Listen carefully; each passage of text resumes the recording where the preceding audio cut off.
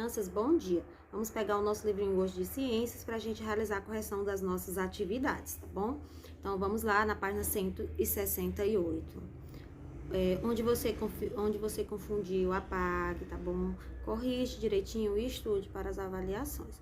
Primeira questão, complete as frases com as palavras do quadro, né? E depois de ler o texto com muita atenção. Então, nós temos a letra A, os músculos do corpo humano estão envolvidos em desempenhar, né, tanto movimentos voluntários quanto involuntários. Letra B, o esqueleto, além de dar sustentação, protege o nosso corpo, né, esqueleto.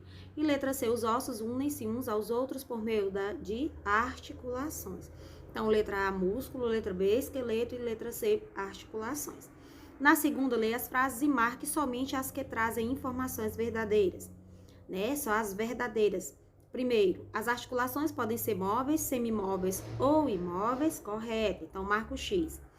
A letra B, as articulações dos ossos do crânio são exemplo de articulações móveis? Não, o crânio ele não se move.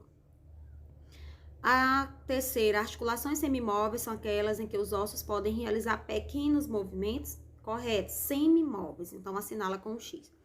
Na terceira, assinala com o X a alternativa correta. Então, só é um, né? Com X, a alternativa correta sobre os músculos do corpo humano, né? A primeira, o corpo humano é formado por uma grande variedade de músculos, correto, marca o X, na terceira.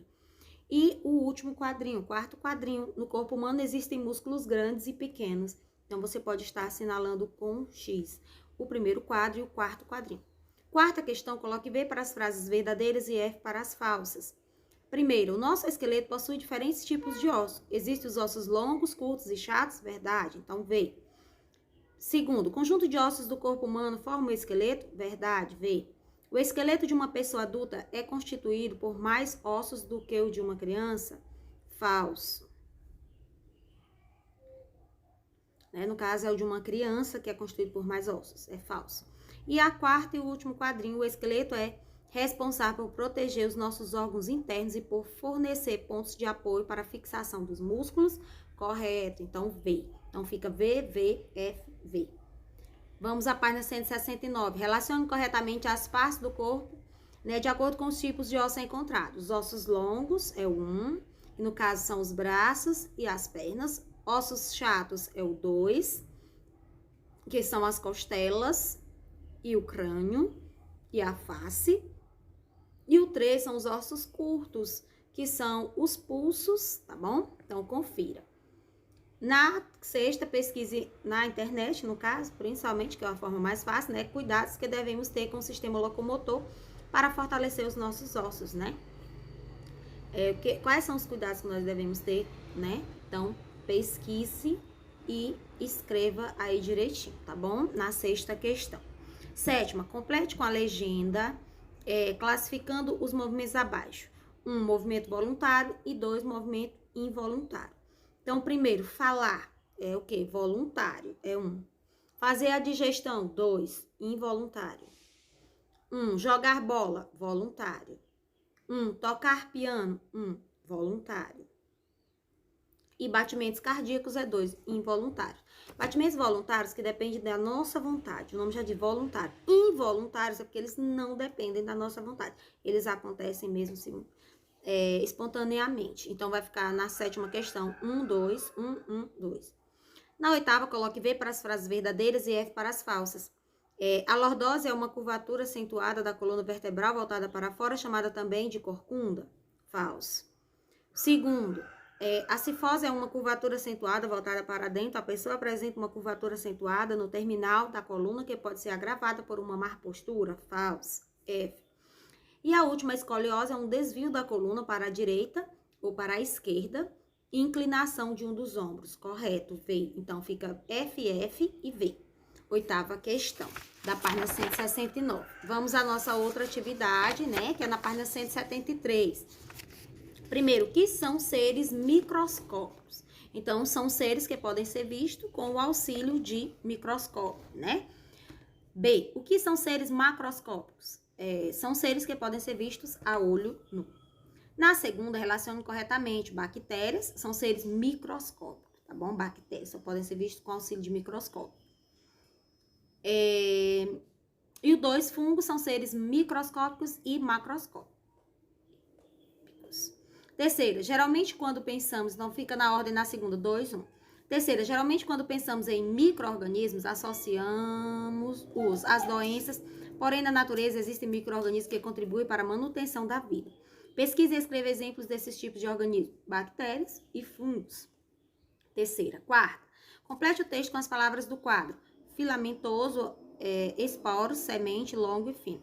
Normalmente os fungos têm um corpo filamentoso, ou seja, longo e fino. O fungo se reproduz produzindo esporos, que são um tipo de semente que se solta de seu corpo para formar uma nova estrutura.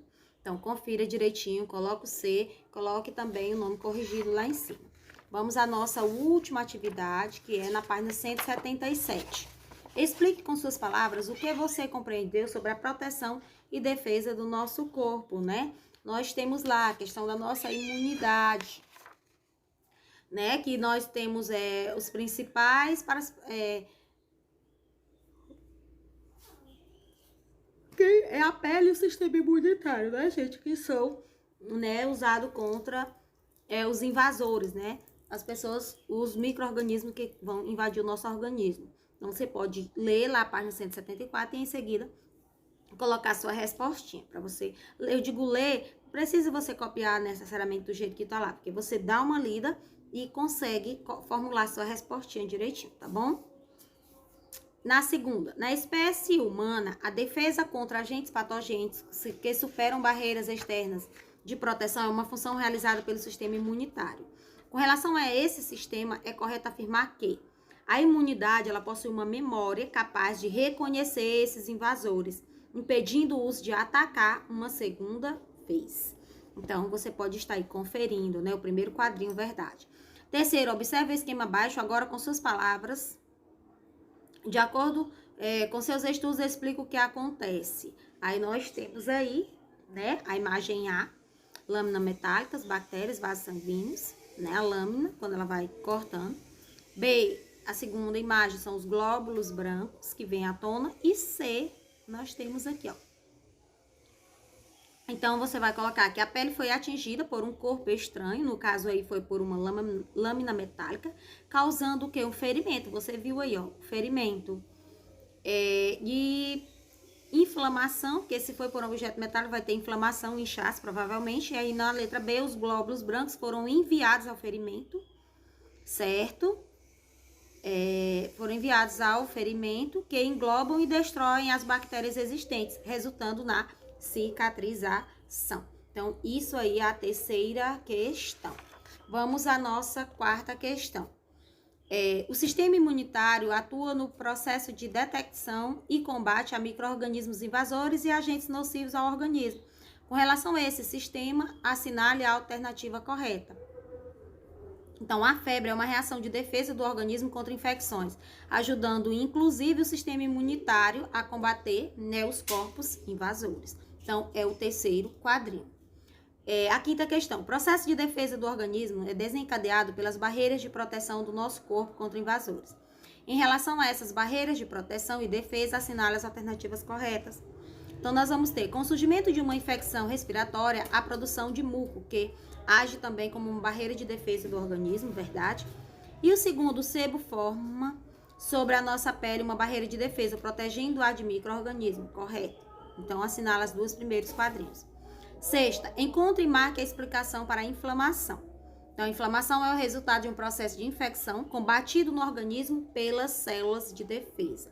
Então, aqui nós finalizamos as nossas correções dos nossos conteúdos e vamos lá estudando, lendo os conteúdos e também as nossas atividades para que você faça uma boa avaliação, tá bom?